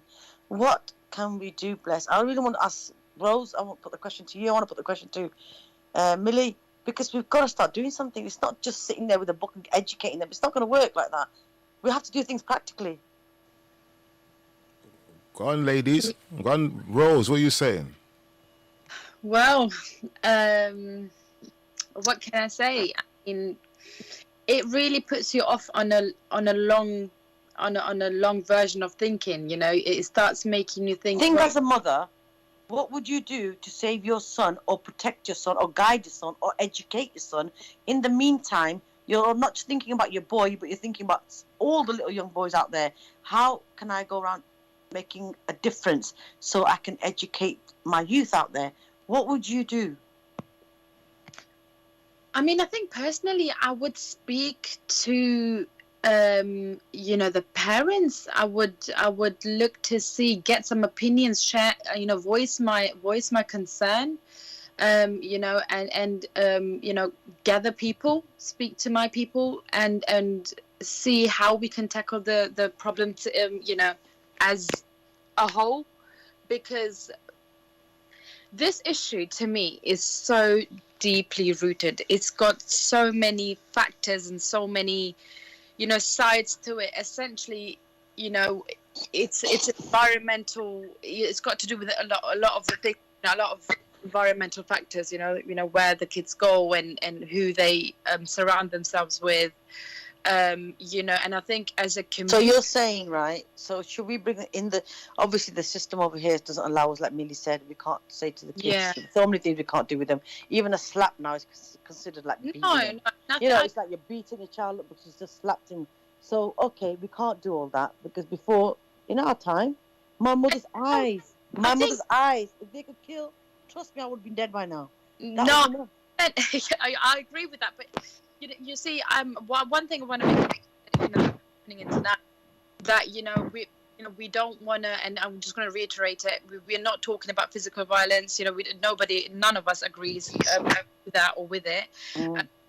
I think and it's very important to put it out there, because obviously, yes, we're not going to get support like that, and that is, I think, the last resort. If that is even. I don't know if you saw this, Millie and Rose and Bless. There was a riot going on. I think there was a riot that was about, I think it's 4 or 5 years ago. I'm not too sure exactly the timing of it, but I remember it went viral. This did, because someone started filming it. A young youth was standing outside with a hoodie on, with a jacket on, and he was out there writing and throwing things. Yeah, and the next thing you know, his mother comes out. She recognizes him. She whops him. She smacks him, and all the boys like, oh my god. He goes. And that young boy did not lift a finger, because it's his mother, isn't it? She dragged him home from in the middle of the riot. She goes, "You're not going to be standing here." She dragged him home. Good. She was beating him on the road. She didn't care. Yeah. Millie, what are you saying? Do you know what I think? Yeah, look, I think society now, I said, we have a very, very lack of communication with our children. Agreed. And I think that plays a big part in our children's youth age of growing up, because if you look at it, they have a lot of contact with their friends, right? And then they get involved in things that they're not supposed to. And, it's come to society now where parents are either working, to maintain a living, because that's how this country has become. You both need to work to maintain yourself and to put food on the table, and also with this technology that's going around, you know, you have parents that are just so fixated on their phone and not communicating with their kids. So when you start to lack communication with your children, it actually causes a great impact on their upbringing, because you miss so much. Absolutely. And I believe that, you know, having communication with your child and building that relationship with them will actually change their mentality, you know. You know, I think that is the first step as parents that we should actually take. Is a vital key part is communication, because talk.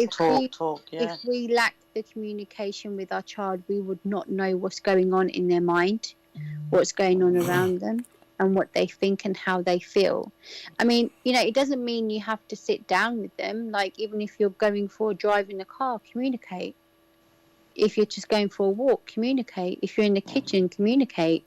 And you've also got to watch out for their dress sense, the way they dress. Yeah.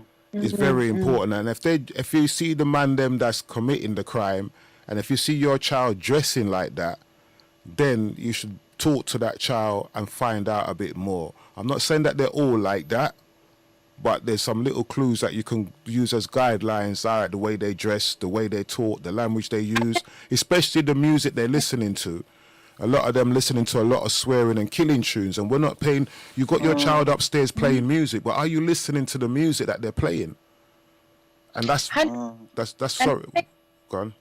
One thing that comes to my mind is the fact that, you know, like you guys just mentioned, I think as a mother, if you are really monitoring your child closely, and, you know, obviously you've now raised this child, you know how your child thinks and what their likes and dislikes are.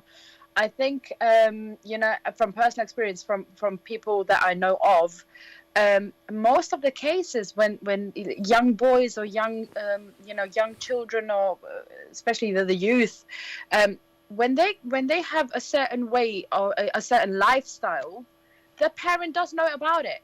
Let's not say that, you know, I think it's very rare to say, oh, you know, the parent actually didn't know anything about, you know, let's say, you know, you've got a kid out there who's dealing drugs, and is coming home with, you know, pockets full of money, or, you know, buying themselves things that they, you know that they shouldn't be able to afford, you know, and half the time the parents let it slide. They don't really ask. They don't. And I think that's one thing that's very important, is that, yes, we can communicate, but at the same time, you have to keep your eyes and ears open. Unfortunately, keep a sharp eye open. Yeah, because we live in an era, in times where, you know, you have to be observant of the environment that you are, you know, first of all living in, and then secondly raising your child in, you know. And I think it's easy for us. I think you know, what you're saying, you have to be honest with yourself and your child. Yeah, and be honest to the fact that if you are discovering, let's be honest. I mean, especially with young boys who are out there dealing drugs and, you know, driving cars and buying new stuff, and, you know, how can you say, oh, I didn't know my child was doing this, when you know, you could, as a mother, I know that if you know, my kid's not working, you know, he's telling me he's out with his boys or whatever, he's going out with his friends, okay, cool, but then he's coming home and he's wearing a Rolex now. It's going to make me think, I'm going to say, well, where's this from? So, you know, I think that there are a lot of cases where a lot of things slide. They're like, I know mothers can tend to cover up their kids. I think that's you're right there. I agree with that, and I think this is very very strong point here, Rose, because I know a lot of mothers what they try and do. No, my son's not like this. No, it's fine. And that you're creating a monster there, mate. You're creating, and do you know what? And it starts off small. Do you realize, like, you know, I remember back in my days when we got our GCSE results, you know, and I remember my aunts and I'm telling you, people I have never heard of was calling up my mum asking what results I got. And, you know, it's like, well, you know, there's parents, it's good to stand up for your child, but the question is to what degree, because at the end of the day, you know, being a parent, you know your child, you know, you should know, and you know, most times, in most cases, you know your child so well that picking up if the child is being exposed to foreign, influence, and then come home, you are going to pick up, even, let's start with lingo.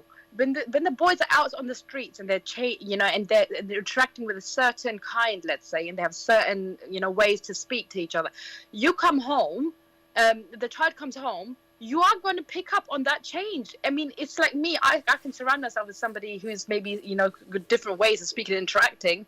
It's automatic that you pick up these things from your environment. And I think this is where I feel like observing is a big role, plays a big part. Knowing what changes there are, and then obviously going from there and then having the communication would make a lot more sense than to obviously say, all right, cool, I have my communication, but then you're choosing to ignore the fact that you could just walk in with a Rolex on their arm. So it's something, it's food for thought, I guess. Okay, food for thought. So good thing to think about. I'm going to give you something else to think about as well. We're talking about for two things I'm going to put to you. I tried an experiment with two of my boys, when they were growing up. They were about 14, 15, somewhere like that. I tried an experiment with them. So I went to them and I said to them, listen to me. I'm going to try an experiment with you and I'm going to teach you something. And I said to them, I don't want you, none of you, to play no gangster rap in the house for a week. No kind, because they used to listen to Biggie and all different kind of gangster raps, right? And none of these youths are listening to a lot of gangster rap still, but I'm just trying to show you an experiment, what I've done. So I said to them, no gangster rap for the whole week. After when the weekend came, and I sat them down and I talked to them and I asked them how did they feel, and they both of them admitted that they felt a lot calmer, and they knew there was a change in their personality just by not listening to it for a week. And this is something that I tried with my son. So that's one thing which we need to make sure we know listen to what your children are playing. Absolutely.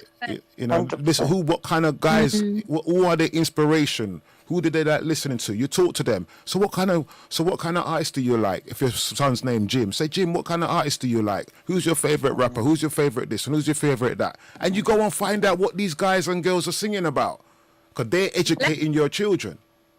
100%. Bless. That's one thing that came to my mind whilst you was talking about this. I saw a TikTok a couple of weeks ago, and it was the rapper on there, and he said exactly what you just said. He basically said, I can change your mood, and I can change your subconscious way of thinking with my music without you even realizing what I'm doing to you. All right, and you said a good point. That really made me think, I'm going to make you think a little bit more the power of music. Yeah? Imagine you're sitting in a room and a song comes on. Have you ever sat in a room or watched television or something and a song comes on and all of a sudden you just want to cry? Yeah, 100%. Yeah. Right. That shows you how powerful music is. It gets into you and affects you without your consent. 100%. Now, the gangster rap is doing the same thing to the children. It's affecting them without their consent because they're not consciously aware of controlling the message that is coming in and how to process it, that it doesn't affect them. And that's what I had to learn how to do, because when I was growing up, we was listening to a lot of gunman tune and a lot of killing tune and them kind of thing. That was the trend at the time. But then after a while, you started to follow the trend and become a part of the trend. And then when the trend comes to you and you have to now act out the trend, then you have a problem. You see what I'm saying? I have a question for you. Go on. What do you think about this? Do you feel like this sort of music and this sort of material, should that be banned in your point of view? Should that be banned from the government, let's say? I know we've got a lot of critics, but I mean, it's... Wow. You know, would that be a point of debate where you'd say this should be banned? Our children should not be exposed All to right. this. Some of it should be banned. The ones then where they're talking about going around killing man, busting two shot in this and that, those ones should be banned. But there's some of them about making money, then some of them, because in between the lines, although they're saying these things, in between the line, there's sometimes a positive message for the youth to cling on to, like, to be strong, hold your own, go and make your money. You understand? You know, set up your own little thing.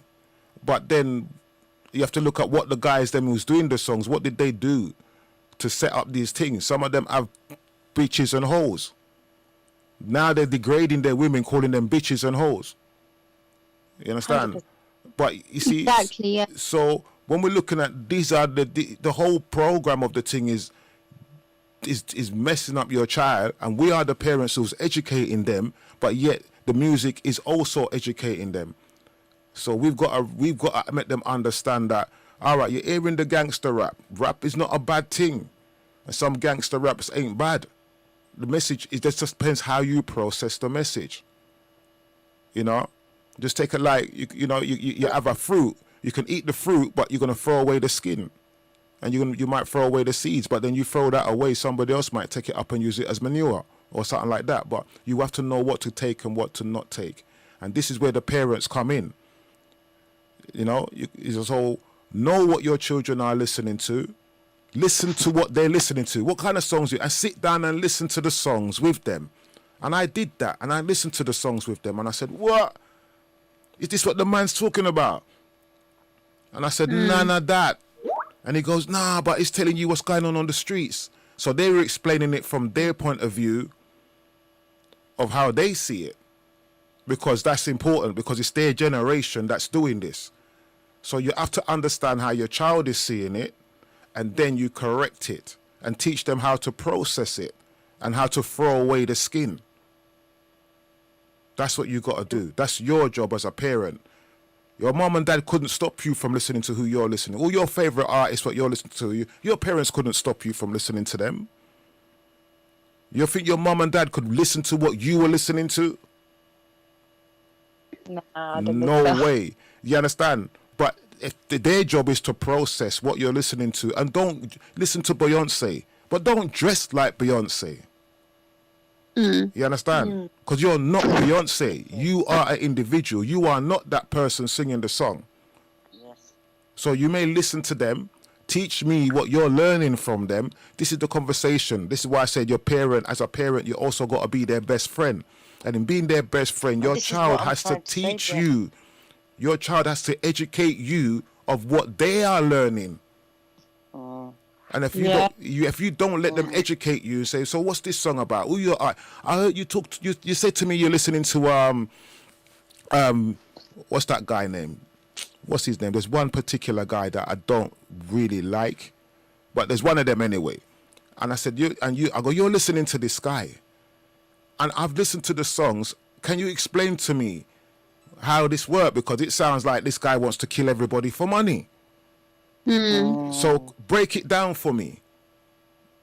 And if they can't break it down, then don't listen to it, bro. Yeah, you understand? Absolutely, Bless. Absolutely. What you're saying is that, look, at the end of the day, Bless, right? There comes a time in our lives, and especially to those youth out there, I'm going to say this because we started off this topic about knife crime, and we're worried about our youth. I'm worried about my youth out there, and I just want to say, look, there comes a time in your life when you have to take responsibility for your actions. You cannot keep saying, this happened in my house, I got in trouble, and I'm a part of this group, and there has to be some point in your life when you're going to have to take a step back, especially with so much information out there. So much information out there on social media that you can at some point think, right, what am I doing? If they could just sit back and think before they actually have a reaction to something that can cause so much pain and misery around them, around themselves, their family. Because when someone loses a child or anyone that they love, they're gone, but the people left behind are suffering. Yeah, I hear Sorry, you. Bess. Yeah. Yeah. So to the young boys and girls out there, look, we love you all, we love you, mate. Please just think what I just said. Anything happens to you guys, your mothers, your dads, your fathers, your uncles, your aunties, your sisters, your siblings, your children, your wife, we left with the pain, and the pain doesn't go away. Oh, I could answer that a little bit. Yeah. Go on. And say, But you only got 1 minute to answer that. yes, some of them, on a real, if a man crossed the line, that's his business. Man don't care about how his family feel. Man violated the next man.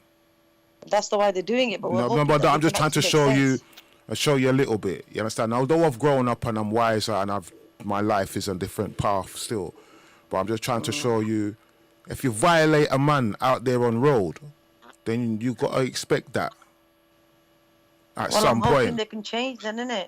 Right, so you got to get to them before that. Well, let's hope. You know, you have to get There's to them always before hope, that. isn't there? The laws have got to be changed. That's the first thing. A lot of things have to be changed. The laws And we have to themselves play a part- have we got to play be a part in the changed. change as well. They've got to be changed because Yeah. if you are found guilty without a shadow of a doubt in America, they're going to give you life. And life means life. Yeah? When they give you life over here, you could be out in 15 years, maybe 10. Exactly. Yeah. Yeah? When you go to jail, they said, oh, you're going to get 5 years sentence. People, oh, I'm so glad you get 5 years. But automatically he does half. Yeah. That's true.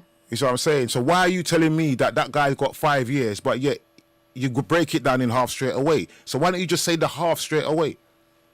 Yeah. That's true. You know what I'm saying? The laws have to be changed, yeah? But at the same time, there's some innocent people that are in jail for some things that they never did. And there's a lot of people in there doing life for things they never done. So you have to be careful. But when it comes to DNA evidence, then that's undisputed. But other things outside that, they're going to have to be a bit lenient. So it can be done. You know, if they want it to be done. But they don't want it to be done. We all have to be a part of this as well. Yes, it does. And, you know, and I think also in regards to this, I think everybody does need to come together. Yes. And, you know, we've all heard, for instance, like in my age, but in regards to the grisly childhood tales, you know, I don't know if you've heard, such as Peter and the Wolf, you know, that teaches young children not to lie. So what is the purpose of, you know, such of these stories? Is morality, basically. You know, they're all about morals. So teaching the upcoming youth, us, the moral, basically the moral of the story is to make us aware of the consequences of our actions. Now, the same could be said for violent plays, you know, as, you know, such as, say, for instance, Romeo and Juliet, right? That's also knife crimes in there, gun crimes in there. You know, they may be violent, but they still teach a lesson to youngsters, such as even social media nowadays, video games, cartoons, the cartoons that you put your children. Tom and Jerry is very violent. Tom's always trying to kill Jerry. We watched that growing up. Yeah, Tom's always trying to kill Jerry. Always, from the beginning. He's always trying to kill him. You know what I mean? Tweety Bird. Huh? Tweety Bird. Yeah. He's still there. He's always trying to eat the cat. Yeah, but all of them, most of them are violent. One thing I got to put over as well, yeah? Sometimes it's the mother's fault why the child is doing what they're doing. Yeah? And the reason why I say that, because of the family environment. If I'm growing up and I'm seeing that my mum's finding it hard to cope and the bills are coming in and my brother's going to school and this and that and my mum's doing it on her own, I got to go out there and make some money to bring into the house to make it easier for them. You know what I mean? This is something that I'm talking from my own experience as well. Yeah? I was working from the age of 13. Going out there grinding, making some money to bring into the house. You know what I mean? I've done a lot of stuff to bring money into my family's house as a child, growing up to an adult. And I was the only one that was doing it because I saw that my mum and dad was struggling. So I decided to go out there on an early age. Even after school, I'm doing a little work. You know what I mean? In the morning, I'm doing paper rounds. Afternoons, I'm doing this. And I'm bringing money in the house because I see the situation. My brothers and sisters didn't see what I saw. But I worked from an early age. But the jobs that I did was to provide for the family. So I would be working in a bakery because I know said that we can get bread. I could be working in this shop because I know said we can get fruit and vegetable. I'll be working in this place because I know said we can get that. Those are the jobs that I used to do when I was growing up to bring stuff into the house. So these youngers now seeing mum struggling, all what's out there is grinding because the qualifications ain't going to get them a job. So they got to go out there and make some money to make it easier for mum and dad. I was also in that situation. You know, when I remember when my mum lost her job and my dad lost his job, and I'm at the age of 16 and I'm selling weed. You understand? To bring money in the house. You know? At 16. Okay. You understand? So I'm just trying to show you, it's not because I wanted to do it, but the environment in the house. Yeah, some people don't have no choice. So you have to. So there's a lot of reasons why Mandem is doing certain things, but taking a life is another story. Absolutely. Because once you take a life, you know, look. I will say one thing. Okay. Sorry, Millie. Can I just say one thing? Is that my last? Obviously, you could finish it all off now. Is that let's do a prayer for them all. Let's just pray things change. That's the only thing I can do right now, and we're going to find ways of getting active and see what we can do because I think it's no lip surface is not enough now. We need to get out there and be around organisations and push for things for our youth to actually get involved in, so they can be more active in a positive way. And like I said, I'm just going to do a prayer for them all. And yes, I'm going to end my conversation here today. I want to thank Bless and Rosie coming on, and I'll leave it to you, Millie. Thank you. Yes. So I'm going to do an overall of the whole topic that we have discussed about. I mean, some people think that teenagers are influenced by gangs or social media or any other influences that they may have outside. However, teenagers are actually more responsible than that. Just because they've seen things on the outside or they're involved in gangs doesn't mean that they're going to be going around and committing knife crimes. The majority of teenagers know it is wrong to commit crimes, so they should not miss out on important enrichment because of the foolish few. So we have to understand that, knife crime is a big part of percentage in the UK that actually needs to stop. But, it's something that needs to be worked on and something that needs to be developed further. And, this is something that needs to be worked on throughout the whole of UK, to be honest with you. I'd like to thank Bless and also Unityify and for obviously on the platform for Rose coming on. Thank you. And obviously Unityify is all about diversity and unifying everyone together. And thank you very much. And please do listen to our show, which is on every Tuesday, Wednesday, Thursday and Sunday. Okay. And we've got the sisters coming in now as we speak from America. Already? Yes, they're tuning in now. It's their time now. Wow. Seeing. We are on time. We ladies work on time. Well, they should have been in this debate because they can tell you about the gun crime. Well, maybe we could just start it off with them then. Because the gentleman that's coming on has a very deep story about his personal journey. He is going to tell you how he came out of all this. Wow. Yeah. So if you girls want to tune in or be added on, you're most welcome. But we have to let the sisters in right now. Okay. All right. Thank you, Rose. Thank you very much, Rose, for taking part. I hope you've learned something from it. If not, go to YouTube, Bless Radio 1, download the show, share the show, Unityify, can you send me a picture of or something to do with the guy that got killed so I can put it up on the YouTube channel, please? Yes, I will, darling. Yes, I will, darling. Thank you so much. Right. Thank you. And talk Yeah. to your children. Be their friend. Yes. Be their friend. You are their best friend, not the guy on the street. Yes. 100%. Remember that. Agree. All right, cool. I'll leave it with that. Thank you. Take care, everybody. Stay Bye. safe. Bye. All right. Bye. All right, Unity. Yes. Oh, yeah. What do you mean, Unity? You don't sound like Unityify. Your voice has changed. Saraya.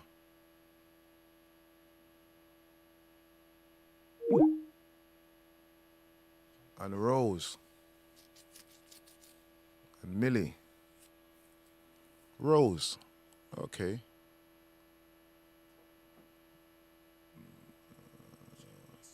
Yes, please.